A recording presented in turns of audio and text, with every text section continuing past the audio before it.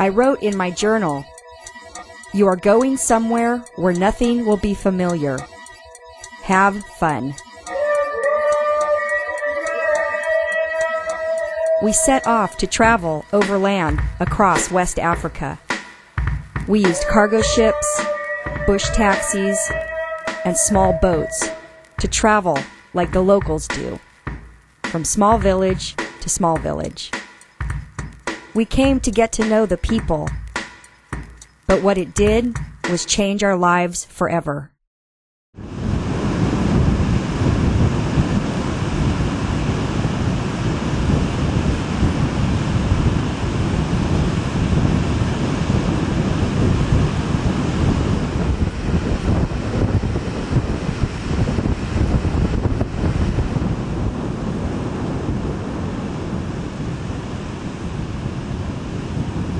We began our trip by acclimating to the weather by hanging out on the beach just outside of Accra.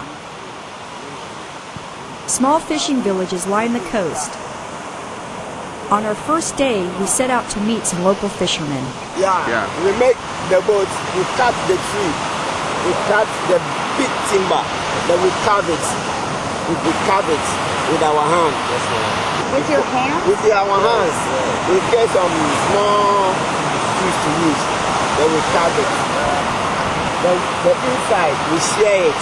We have places that you can sleep, can rest. And some place there is water, so there is all the time to clear the water off. So the waves can blow, the water will come inside. That is his work, blowing the water off. Now we are coming. So as we are coming like this, you see, 1, 2,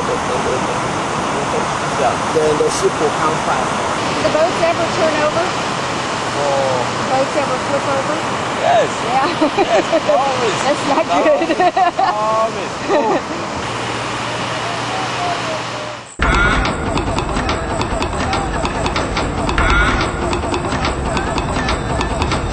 It was time to head north towards the Volta region, an area of thick, dense rainforests.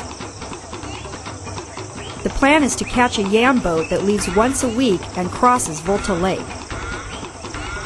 It would give us access to villages completely isolated from the rest of the world and get us about 2/3 of the way across Ghana. We have been waiting over 2 hours to get on the yam boat. I don't know why they have to have you here 2 hours before they leave, but I think we're close. There's a huge amount of people here. We're hoping the rains are going to hold off every afternoon. There's a big fat rain, so we're not due to arrive until tomorrow evening, so it's an all-night journey.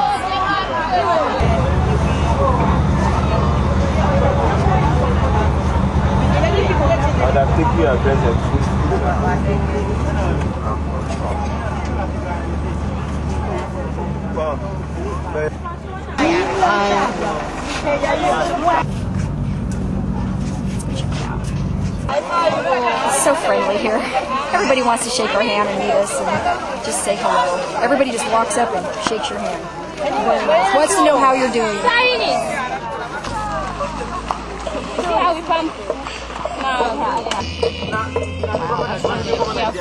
We work very, very hard.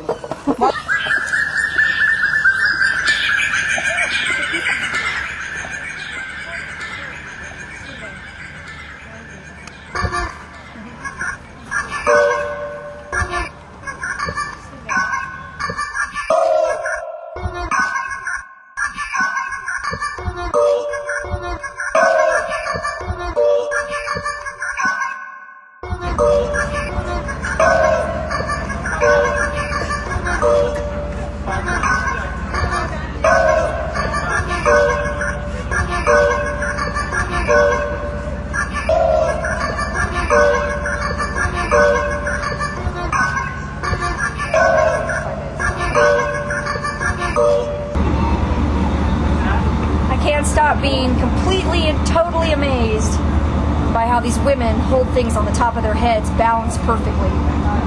I mean, I can't even imagine how many pounds that must be. But I do know that they start out very young as children practicing with buckets of water on their head, because I have seen that.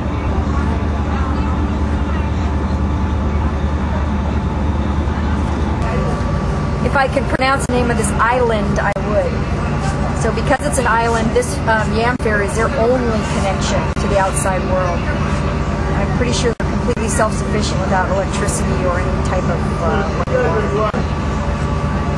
every port we're stopping at is picking up yams. You can see the guys over there loading up the yams, so obviously they're yam farmers. And there are people getting off carrying bread and goods that bring them. So probably once a week when this boat docks here, people get their bread and other things that they need. That means we're leaving.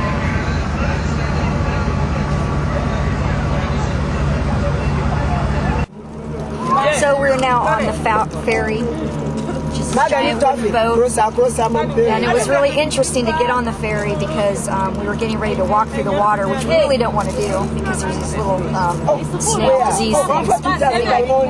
I was getting ready to walk through the water when this big African guy came and picked me up over his head and lifted me, I don't know, probably like 5 feet into the boat. It was amazing. And then, to my total surprise, they picked Tony up. One person, same person, picked Tony up and lifted him over his head. I mean, these people are strong. So that was really cool. It took a little while to get the motor started. This boat is listing a little bit, all the weights on one side. I don't know if they just don't know to even it out, I'm not sure, but there's also somebody bailing back here the entire time we're on this trip, and it's just so funny. But the people are still very friendly. We're in a different region now. They're speaking a different language. It's a little bit more difficult to communicate. But where we are is in the Volta Lake. It used to be the Volta River. And they dammed it in 1966 to generate enough energy for the whole country of Ghana. But when they dammed it, it left all these sticks and trees under the water, so you can see them sticking up. So we got one guy on the bow giving instructions to the guys on the back maneuvering this, and it's a 45-minute ride. It's always an adventure, no matter what. Molly and back to Ghana. So now you're going to we're going to...